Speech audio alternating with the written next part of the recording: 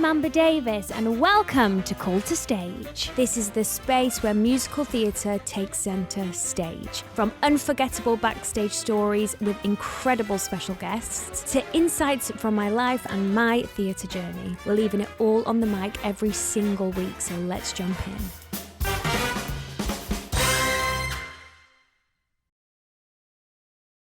Hi guys, welcome back to Call to Stage with me, Amber Davies. I actually can't cope with who's sitting next to me right now. I thought, let me just message her and just see if she'd be interested. And when I got the response of absolutely, yeah, I'll come, I had heart palpitations. It's the incredible Alice Fearn. Oh, darling, how are you? I'm good. You're right. I can't. I'm just obsessed with your outfit today. Do you know where it's from? No, go on. Ugh. Stop. Yeah. Oh, it's really good. Do you like it? But that's quite shocking for, like, not as in shocking for UGG, but I thought it was just always like, you know, lots of really, shoes. Well, shoes, but be like stuff that's like for cold weather. Look at that. But look at that. It was and amazing. It's quite warm find. today out, and you're nailing it. Thank you. You look gorgeous too. I love that you're in green. I know. Oh my God, yes. I know. I could just never wear it ever again, basically, because otherwise I get that comment. Oh, you're in green. But thank you so much for giving me 40 minutes of your time. It's a pleasure, Treasure. Pleasure, Treasure. I really thought, let me just see if she'd fancy doing it. I know. Because if I'm free, I'd love to, because it's just basically a lovely chat, isn't it, darling? Yeah, it is. With the coffee. It's a as you can therapy see. session, basically. The first time I ever met you, we did a concert together. Yes, it was at Cadogan Hall, wasn't it? It was. But you were obviously a good friend of my Glinda when I was in Wicked, Sophie Evans, my lovely friend. And you've known her for years, right? Years. She lived with my sister. Yeah. So obviously when we were all in one dressing room together doing a gig at Cadogan Hall, you know, Sophie just introduced me to everyone and we were like, oh yeah, you know, because listen, I know you, but I don't know you from the TV. Yeah. Show that shall not be named. But I don't know you from that. Do you know what I mean? I basically just know you from Sophie, which I think is quite nice. I love that. There's no sort of prerequisite of how you're going to be or anything like that. I just know you through Sophie, and she's, you know, she's a dream. Welsh dreams. Welsh dreams. I just remember you being, because all the girls were in the same dressing room, and I remember thinking, I can't make eye contact with her. So ridiculous. I can't. Do I contact her? Like, do I speak to you through your agent? Like, how do we go about this? Bless you. Right. I start every single ep with a question. I'm screaming at that. Every single ep. Yeah. Love you. Yeah. With, what's your pre-show ritual? Now you can choose any role that you've ever done. Mm-hmm. So maybe Elphaba, what was your pre-show ritual? Or anything just a little bit ski whiff that you do that you think... Well, do you know what? When I'm doing a really big role, I think, obviously, I do have a sort of plan of action of how I get ready for it. However, what I will say is that there's one thing that is consistent through everything I do. And it's to have my iPad on and to have something playing that makes me feel like I'm at home in my living room. And the reason why I do that is because I like to try and rest my brain and not get stressed about what's ahead of me. Because if you're not feeling great or you're not feeling 100% or you're feeling particularly tired today or you've got people in and that stresses you out, you know, all these different things. Or you've got an early start, so you're worried about how I'm going to cope tonight with my early start tomorrow. You know, all these little things that sort of trick your brain into getting you stressed out and letting the anxiety grow. I don't like those things. I don't want them to come into my head at all. I want to be able to do my show and relax. Yeah. So to get relaxed within that first half an hour is really important to me, especially the half. So I put on something on the TV. Now, that can be, if tennis is on, I'm a massive tennis fan. It's embarrassing. Are you? Because we've just had Georgina Castle on. Yes, and Andrew of course. Castle. Yeah, well, they actually came to see it when I was in Wicked, and I met Andrew. So I was sort of a big fan of that because I was like, because I listen to him basically all the time. Yeah, so I'm a huge tennis fan. So if tennis is on, I'll be watching the tennis. Right, okay. Okay, that'll just walk on. I can just like watch that, zone out, go onto stage, and probably ask my dresser to give me a clue on the score every now and again. Okay. Otherwise, if there's nothing like that on, I've got an episode of Friends on. Really? Yeah, because I've grown up with it. I've known it all my life. It makes me laugh. But I basically know every scene. I don't really have to think about it too much. I don't get overly invested. I just laugh and think they're friends of mine.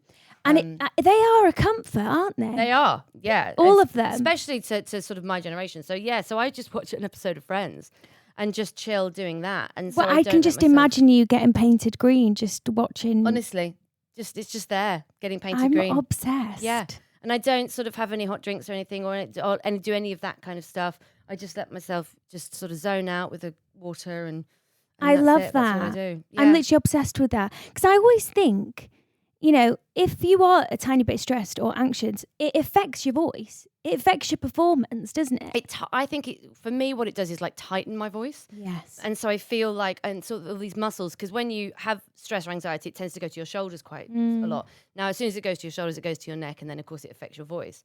So I don't enjoy that feeling, because inevitably the roles that I've ended up playing, especially the last 10 years, have been things that are sort of extremes of the voice. And so I need it to be able to go there. And if I have anything that's holding me back, I'm then having a very stressful time in the show, and I just don't need it. No. Right. Can I just please read out some of the things that Alice has done? I mean, gosh, are we going back the full 20 years here, darling? Because we could be here for some time. The whole ep is going to be over by the time I get to 2024. So I'm just going to rattle through them. The Woman in White, that was your debut. That was debut, yeah. As cover Laura. Yes. Cover Cosette and Fontaine. Yep. You know, that's wild to me that you covered Cosette and Fontaine and then went on to play Elphaba. Like, that's versatility. Yes, back in the day, I actually had a soprano. Yeah, the top sop. Yeah. That's like you worked hard at college type energy, Yeah. you know? Yeah. Really, really listened to those singing lessons. Really listened. Rapunzel, Into the Woods at Regents Park Open Air Theatre alongside Hannah Waddingham. Yeah, I know. I knew Hannah before Hannah was Hannah Waddingham from Ted Lasso. Yeah. She was my mother. She played my mother. She played the witch. And so the witch is sort of like the mother of Rapunzel in that show. And I loved her then. She's exactly the person that she is that we all know now. She was it back then. And every time I see her, even now, she'll just scream, "Daughter!" and yeah, and it's just mother. So it's mother-daughter from here on out. Yeah, I love her. She's amazing. That. Original cast of Shrek the Musical. Mm-hmm. Yep. Elphaba. Standby. You were Standby, and then I was Standby. I think you've missed one out. Dirty Rotten Scoundrels. Please don't forget Dirty Rotten sorry, Scoundrels. this is just It's okay. It's a mash. okay. A mismatch. Okay. The Dirty Rotten. Was Dirty in Rotten. There. If I miss one, you insert it. Yeah, I'm trying to think if there's been anything else. There's been little things, but I think those are the big West End ones. Yeah. That's only till 2017. That's 17, and then Oliver at the Watermill, okay. and then it was Wicked was 2016 to 2019. So that took my life over for 3 years. So Standby to actually playing the role. Yeah. What was that jump like? I have to say that, in my opinion, and I mean obviously it's only my opinion, other people will say it, but I think that's a slightly nicer way of doing it. Okay. Because you're slightly more prepped for what that job entails. You're not fully prepped, like suddenly going from, 1, 2, 3 shows a week to suddenly doing all 8 relentlessly is I've not heard you the were a same machine thing. though. Well, Come on. I mean, Come yes, on. I was always there. Very rarely was I off. Holidays, and sometimes my back went or my neck went, and you do get ill. But yeah, I was there. I didn't really. You were I committed could to do the 8 8-show week. I could do 8. Easy. Easy's a difficult word to use against it. I would say, listen, give me about 4 or 5 months in, and I was like, yeah, I can do 8. Okay. It wasn't as difficult as it was at first. Muscle memory. Yeah, absolutely, and actually it got easier as I went on, because the muscles go, oh, I know what this is exactly. Sometimes, and this is wild, but I really do mean it, I didn't even really have to warm up, because I don't think my body ever really, or my voice ever really went to sleep. It was always ready for it. Active mode. And actually then when you went on holiday, even for 3 days, or like if you went on for a week, coming back, your first night was fantastic, but then you were like, it was like you had to build it all the way back up. Yeah, all the way up again. So to be honest, just relentlessly doing it 8 shows a week without having a break was actually sort of easier, which is wild, isn't it? It is wild, because there is an Elphaba theory, isn't there? That I think it's either one way or the other. You can sing it and kind of emotionally disconnect from like your vocal health, or it can take over your life and you can build a complex, the Elphaba complex. Yes, I think once you've let that in, I imagine it is very hard to get rid of it. That kind of idea of, oh my gosh, I had a difficult show tonight. Can I do it tomorrow? Will I be able to do it tomorrow? And I think that is a scary place to get to, because as I say, it's a relentless show and it's a relentless sing. And if you've let anything mentally come in, that is it's going to be a challenge to let that slide and get rid of that. I just was quite lucky, and I think the Standby thing taught me, okay, so that's what it is. I mean, I remembered the first show that I went on, with the lovely Oliver Saville that you've had on the show and who you're working with now. And it was the night after the 10th anniversary. Okay. So I went on and I had an absolute blazing headache because, of course, I'd had a couple of Prosecco's the night before, not thinking I was going to be on. Okay. And absolutely went, okay, it's happening tonight, no problem. I mean, the next day after that, I'll never forget Ollie's hug after that. He grabbed me and held me so tightly because I just started to cry. And I'm not a crier in that way. But I burst into tears. He just grabbed me because he's standing to my left, grabbed me and held me so tightly. And I just couldn't believe the next day, darling, it was like I'd done a marathon. I could not walk. Getting up, every part of my body ached and I was exhausted. Yeah. Luckily, Rachel came back. Rachel Tucker was playing at the time. She came back and I actually went in and went, thank you, because I can't possibly do it again tonight. And I think that held me in good stead because I went, okay, so that's what it is. And you end up building yourself a bit of a stamina. Yeah. Which then, once I took over, I think, helped me a lot. And what about a 2-show day? 2-show Elphaba day? Like, I just can't quite imagine it. Yeah, I think you get used to be honest, it was quite nice because you just didn't have to worry about degreening too quickly. So you would have it on and then you'd be like, yeah, so it's here for the day now, pretty much. Would you hold back in places in the matinee? Or would you adapt? I think you adapt it slightly. It depends on how you feel at that time. But I remember we did a double once and it must have been a Christmas sort of time. Yeah. And we had double and I couldn't get, so I chose to have a full day off. So they obviously give you, if you've got too many shows, if you've got 9 shows, they give you the 9th off. Of course. But it's like you pick that show in the week. So they would say, do you want one of the matinees off? And I'd be like, no, I'd actually rather do matinee, have a full day off. Yes. And that was some people what? You know what I mean? You're going to do double. I think Melba Barry, who was my Madame Morrible, was like, you're going to do double. I was like, yeah, I think I can do it. And then you came back and did another double. But I think that for me, I was already there and I was already, for me, because doing a show didn't tire my voice. It was tiring, but it didn't tire my voice. So therefore doing 2 wasn't sort of any worse than doing 1. Okay. So you're warm. Because I was already there. Yeah. So for me, having the full day off to recover and sort of have a lie down and have no agenda. Yeah, was a better option for me. So yeah, as I say, but then I had a voice that I sang that show and it didn't, as I say, it didn't affect it, it didn't tire it. I think that's up here. That's a here thing. Maybe. I think maybe it's a bit of 50-50. I think some people sing in a way that can tire it, which is just how they sing. And when you do in a show that's that extreme and a vocal track that's that extreme, obviously that is going to affect you. But for me, technically, I'm such a technically minded person. I knew when something was tiring it or not. And so I change it and adapt it. Wow. So that I wasn't tiring it out. I would still be able to growl here and there or, do something. But I would make sure that I went, I could do that 5 times and that's not going to tire it. Whereas if I did it that way, I'm going to get tired from doing that. So that's come from experience. I suppose experience and knowing it. And I have to say, Shrek taught me loads. Did it? Yeah, because I did Gingy in Shrek. Yeah. And I was first cover Fiona. But the Gingy voice in Shrek was without doubt my hardest vocal track I've ever done. Yeah. Because I had a nightmare on it. I used to cry at the end of shows because it was so exhausting. And if you had a cold, because I put my Gingy voice really up there in my, there.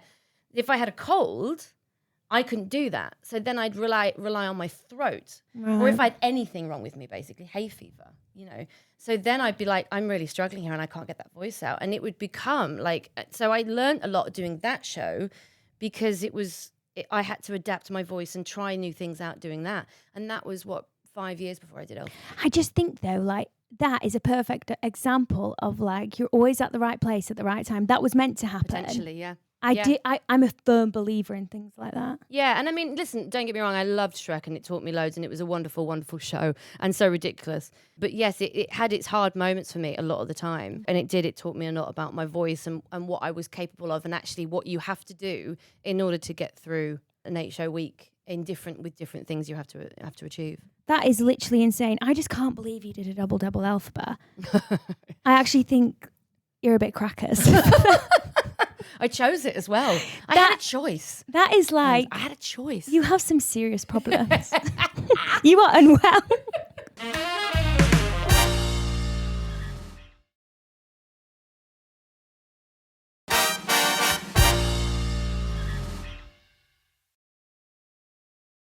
And then Captain Beverley Bass in Come From Away. Yes. Did you love that?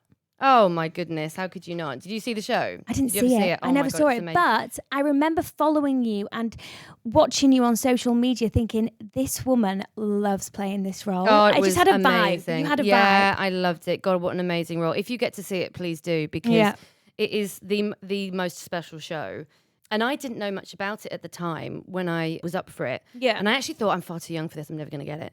And then they got it, and I was just sort of like, wow, like started using more moisturizer because I thought, oh my God, I must look that age. I didn't think I was anywhere near it. But yeah, and they just didn't care about it. They said, no, you've got the right attitude. And so when we started, I suddenly went, oh, this show's spectacular. Yeah. And the role is very me. It's very, she's very powerful. She's very strong-willed. She doesn't let anything particularly stand in her way, which I felt I connected to quite a lot. But also on top of that, she's not just hard and a steel exterior. She loves her family, she loves her country, and she loves flying planes and making sure the people that she's flying are safe. And she wants to make and all of that. I just went, gosh, that's amazing. So outside all of that, you're still a human being, Yeah. and you're not afraid to show that. And that role didn't, it showed everything about her, and I loved that about it. Do you think that is the closest role to you as a person that you've played? Probably in terms of how she handles herself. Yes, she's not afraid to be a woman in a man's world, and neither am I. Yeah. And I don't particularly get offended by, maybe that it is a man's world or they get paid more. You just sort of sit there and you go, no, okay, that you might do. I'm going to fight that. Yeah. And I'm not going to be ashamed of fighting it. And I'm not going to, sort of crow about it. I'm just going to fight it. Yeah. And so she was very that. Okay. Yeah, she and she's kind and lovely. And I met her. Did you know I met her? No. So at the end of the show was closing in London in the first week of January 23. And they'd asked me, because the writer was coming over who'd written the music, and they said, would you sing a song with him at the Theatre Cafe just to sort of like celebrate the final weekend of Come From Away in London? I went, of course I will. And what an honour. I'm singing. Yeah. He's on the guitar and I'm singing his song that he wrote, Screaming, right? Yeah. So anyway, I was doing this and all the producers were there and we were having a lovely time. And then I was going to interview him straight afterwards. And he stopped after the song and he went, sorry, I just got one thing I want to say. And he said those things and he said, so I'm actually surprising Alice here and now because right at the back of the Theatre Cafe stood Beverley Bass. Captain Beverley Bass. She walked through. Oh my God, my scream. I brought the mic up to my mouth and screamed into it because I was so shocked. And I just cried. Then she came and saw the show that night. Yep, we went for We'll coffee. have to get this footage. It's definitely on YouTube and I think it's on my Insta. I was so blown away and thank God I didn't know before I started singing the song. Oh my God. Because I would have not been able to cope. Do you think that's a career highlight, that moment? Oh, without doubt. Because also she was so kind and generous about my portrayal of it. And I didn't know if I needed that. I was like, oh no, I don't know if I need her blessing. And then of course I get it and I go, yeah, I really needed that. Because I needed to know that she was happy with the story I told for, a year and a half. Of course she was going to be happy. And she's a huge inspiration because she's, in terms of aviation and women being pilots, she was the first.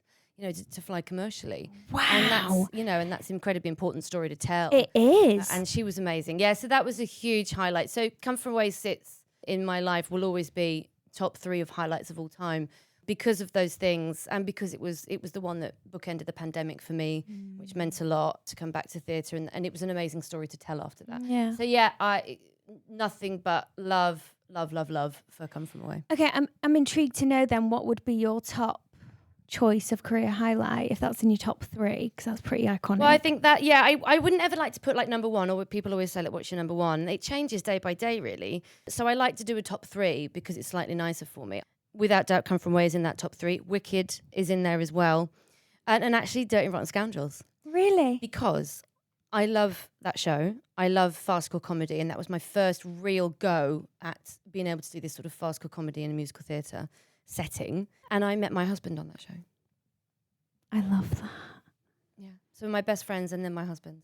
We weren't like together straight away. We didn't like each other at all. Not in that we didn't like each other. We just didn't fancy each other straight away at all. We were good friends and just like sort of fell in love, towards the end of the contract. Like in an organic just a really organic way and then just went, oh, this is nice. Let's do this. I always think the best relationships start with a friendship. Yeah. You heard definitely. it here first. There you go. I'm proof.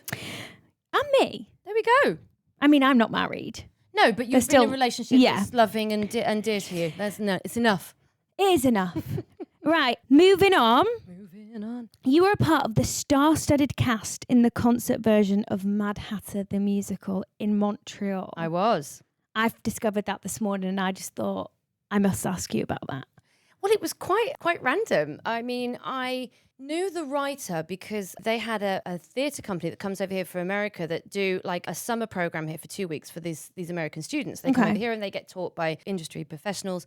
And they contacted me, can't remember how now, but they contacted me and said, would you mind teaching some of these students for like a masterclass? And I went, of course. I went and met them. And then anyway, went for a coffee afterwards and they told me about this musical. This is years ago now. Told me about this musical they were writing about Mad Hatter. And I found it really interesting because, and they'd only written a couple of songs by this point, but I found it really interesting because I don't know if you know, but how they used to make the hats back in the Victorian era, right, made them go, because of the way that they made it, it made them go a little bit mad. It changed their brain function. Yeah, it changed that. So what? Yeah. So this is true, right? And so they were like, oh, we want to do this story where it's the Mad Hatter, as you know, from Alice in Wonderland. Yeah. But he was a hat maker in the Victorian era and he went mad making hats. So at the end of the show, you're not quite sure if he's just gone mad and he's imagining Alice in Wonderland or if he goes into the story as is. You know what I mean? So it's sort of like a play on that whole story. My gosh, I'm obsessed. Yeah. And I went, oh my God, that's inspired. Like, it's brilliant. Yeah. Because that's totally, and maybe that was what Alice in Wonderland was originally. I don't know, but who cares? We know it now. It's great. So they wrote this musical and then I stayed in contact and I talked with them for the next year and I'm actually going to do it this year as well. And they said, we've written it. We're going to showcase it in Montreal.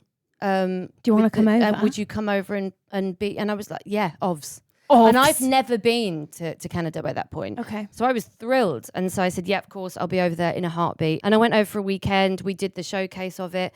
It went down like a house on fire. They've just done a run in Arizona. So they've now set it all up. They've done the workshops and everything. They've done a little run. They're going to do another run. And then, I mean, it's TBC, but I think it's something that they definitely want to bring to London because it's Alice in Wonderland, the Mad Hatter, and we have a connection to the Tea Party scenario kind of thing. I think it would do amazing here. Yeah, and the music's great, and I just think, you know, we can play on the whole Victorian thing as well, you know, because we obviously really get that. So Big Sing.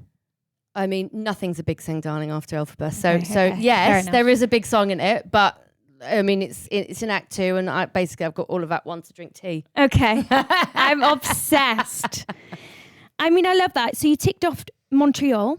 I ticked off Montreal. Done. Yeah. Canada, complete. Yeah. Original cast of Then, Now and Next. Yes. So I just was looking at this on your Instagram. What is that musical about? So we have just released the album of that, actually. Okay, the cast I will be recording, listening to that tonight. Then, Now, Next. So that was two friends of mine who I've known for years. John Robbins, who I actually went to drama school with. He was in the year above me, so I've known him for like 20 plus years now. Okay. And Christopher J. Orton, who I did Oliver with at the Watermill. He played my Bill. And they wrote this musical, and they again wrote it years ago. And then the pandemic, as the pandemic did, they were so bored. They were like, should we approach this show again? They wrote one song originally. Okay. And they said, should we write a show around this one song? And so they did. Basically, Alex, which is the role I played, it's two timelines. One where she was, you know, in her 20s and falling in love with this lovely, wonderful man. Okay. And then we cut to the present where she's with someone else. And we realize that she's going through a lot of grief. So she lost her first partner. Okay. Okay. And you keep flitting between the two timelines to see basically, but it goes all over the place. So the whole show is like, now you're in, you know, 2007, and then the next scene you're back in 1999. It just flits all over the place in timeline. So you'll keep having to sort of like go, I'm here, I'm back here, I'm back here, and you know, and you're just sort of working through how, because obviously she does recover, and you see that she recovers, but you also see how pained she was at the time, and it's about sort of seeing that journey but cut up and sort of in different moments. And I mean, why does that sound heartbreaking? It is. It's a show about grief, but learning to move on from it. And how you move on from it, and what causes you to move on from it. So it was a beautifully beautiful little show, and very privileged. And the boys were just like, you know, when they wrote it, they just went, we can't hear anyone else but you singing it. So, you know, would you do it? So that's, you know, that's very, you know, touching, isn't it? When you when two friends say that to you. And so it's beautiful. Well, I'm going to listen to that tonight. And if any of you guys listen to it, that's then, now, and next. Can they listen to it on Spotify? Yeah, and on all of those sort of like streamy kind of Spotify Let me know platforms. in the comments what is your favourite song from that soundtrack. Yeah, beautiful. Let's do that. That's lovely. Let's set a challenge. Gorgeous. There's a couple of things I want to talk about. The first one is your next job. Yeah. And then I need to talk to you about Ariana Grande following you on Instagram, because I could speak to Alice all day long. So I'm going to have to narrow this down now. And then I've got one question from the public to ask you. Okay. So Firstly, next gig. next gig, Dear Evan Hansen, just been announced. Amazing. Yeah. I knew that you'd got it. Did you? I did. Oh, bless you. I know. And I was just like, oh my It's gosh. been a hot minute since I found out. So when they were like, we're going to announce it, I was like, oh, finally. Checking my watch, you know? Yeah. But yeah, I really wanted this role. I actually was up for it in town a few years ago when it was in Right. London. I like to think I was just far too young at the Yeah. time, and that's why I didn't get it. We'll see. But anyway, listen, it came up, and we've just moved house, my husband and I, and it needs a lot of building work. And this tour is basically the perfect moment that the building work starts. Oh, I see. Okay. And I sort of went, God, not only is it a job that I want to do, but it means that I'm not there for all that awful building work. Dust.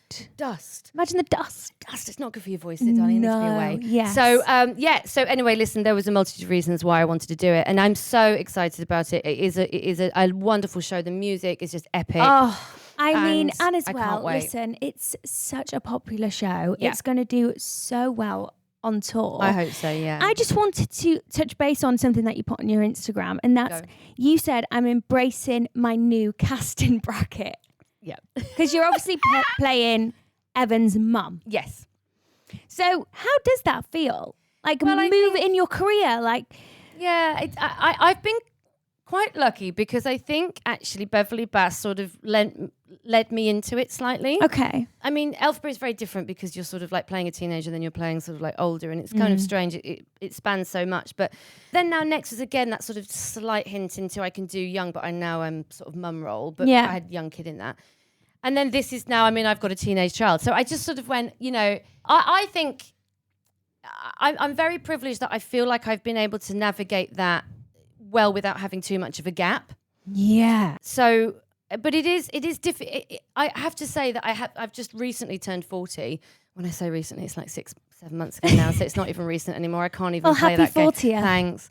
But I think that was quite hard because you go, oh, there are things now that are absolutely I can't ever do. Okay. Yeah. That have passed me by, Okay. and that's quite difficult to sort of go, oh my God, am I going to regret that? There's nothing you can do about it. It's gone. Yeah. But you go sort of, oh man, I wish I'd have done that, and I wish I'd done that. But then what you also have to do is go, yeah, but now you're at the time in your life where you get to play this, and you get to do this. yeah. And you've got to kind of embrace that instead. It's like your life and your roles go like that. It's like it opens a whole does. new avenue. Yeah, it does. And obviously sometimes the worry is you do that and then people can't see you as maybe a 30-something anymore. They go, oh no, you play mums now. So I just hope that's not the case because I'll just It's fine because I know lots of moisturiser. great injections. Great for that. injections, lovely. Yeah, thrilled. I'll just keep going there. But it's, I don't know. I think I am really pleased to be doing it because it's a different kind of thing for me. Yeah. And it's a different energy. And I'm very pleased to sort of get the chance to do it.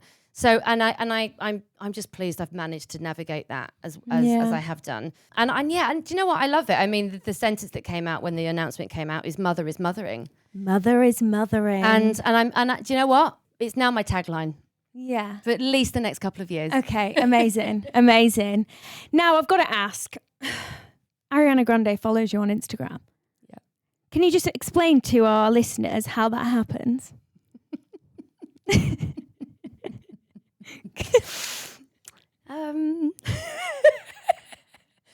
I might have met her.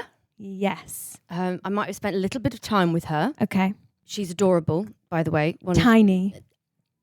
Tiny. I felt like a giantess. And like The mother was mothering. Mother was mothering. Mother was mothering. And maybe that's my first moment at it, where it really like clocked in. Yeah, I'm like a size 10. I think I'm quite a decent size 10. Tiny. Babe, I literally felt like a whale. Did you? Yeah, because like there's She's mini tiny in every way. So far you might have spent some time with her. I've spent some time with her. Oh, you have? Okay. Confirmed it. We've confirmed I've spent some time with her. Yeah. She's adorable. Mm-hmm. And I think she's going to be an amazing Glinda. Okay. Did you get a selfie with her? No comment. Okay. I think we'll pin that, but I think We'll pin that? We'll pin that, but that is an iconic moment in life. It is. I just heard whispers. Oh my God, Ariana Grande follows Alice. And I thought, I've got to see this for my own eyes. Yeah. And I just thought like, wow. Playing Elphaba's one thing, but... She's divine. She's absolutely gorgeous. And yes, I even got sent like a couple of hearts when she followed me on a direct message. And honestly, I nearly collapsed. Did you? Yeah. I think maybe screenshot, print and put it up. Yeah, basically just frame it. Frame it for my downstairs bathroom. Because that is... It's like, that's again, iconic. That should be up there. It kind of is. You know. The amount of people that messaged me when she followed me going, oh my God, Ariana Grande follows you. Nothing else about it. They didn't care about why, the how. It was just that it was the thing. It's the thing. It was the thing. And it happened last year, right? Yeah. No, this year. Where am I? No, it happened this year, 2024. Oh, yeah. I mean, it's all flowing into one, sweetheart, at this point in my life. I know, darling. I'm with you. Don't ask me a year. Okay, I just want one word answers, okay? Oh, God. Right. In your career, what is your favourite song you've ever sung? Oh, my God. I just want one answer. You can think about it. This does go up on YouTube, though, so it will stay with you forever. It will stay with me forever. That is quite impossible, mate. Okay. Instinct, go with what came straight away. Does it have to be musical theatre? No. Okay, it's gonna be Wild. And then when this goes out, I'm going to post a video of me doing it because... Let's do that. Because I am actually going to sing it for an old music teacher of mine who is retiring this year. And he introduced me to this. So we're talking 2000, maybe even 1999. Okay. Where he introduced me to this song because he was mad on musical theatre. It's not been a musical that was ever very good. Okay. Never went anywhere. Okay. It's called Little Tramp. You can't even find it on Spotify. Okay. But there's a song called He's Got to Be Someone that was originally sung by Leia Salonga. Wow. Right? Okay. That is absolutely beautiful. He played it to me. We used to sing it while I was studying for my A-level music, which absolutely meant nothing because all we wanted to do was sing show tunes in the music room. And I used to sing that with him. And that, I'm actually about to sing a video for him and send it for his retirement because he still remembers it now. Oh. And it is one of my absolute all-time favourite songs. Can I give you one more, though? Yeah, go on. It's a Celine Dion. Oh, of course it is. Go on. Think twice. Think twice. Baby, think twice. I mean, that is my favourite Celine song.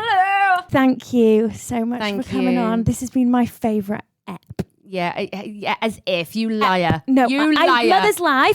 The mother of mothers. The mother is mothering. Mother is mothering. This, I swear, I'm saying it now. This has been my favourite ep. She says that at the end of every episode. No, I don't. But thank you so much for coming. And thank you for listening. Mwah, mwah.